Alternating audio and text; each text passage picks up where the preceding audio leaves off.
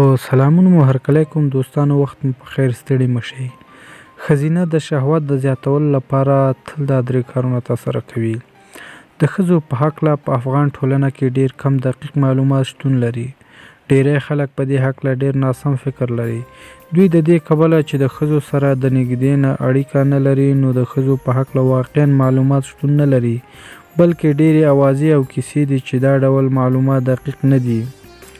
ښځې هم لکه د نارینه‌وو په دې هکله ډېر فکر کوي چې څه ډول خپل جنسي قوت لوړ کړي یا خپل شهوت لوړ کړي. دوی په دې هکله بېلابېلو لارو چارو ته مراجعه کوي او غواړي چې خپل شوق زیات کړي او په دې ډول د خپل خاوند څخه د ګډ ژوند څخه ډېر خوند واخلي. په دې هکله دوی ډېر انځر کاروي. انځر یو له هغو میوو څخه دی چې د نارینه او ښځینه‌وو دواړو ته شهوت باندې ډېر مثبت تاثیر کوي.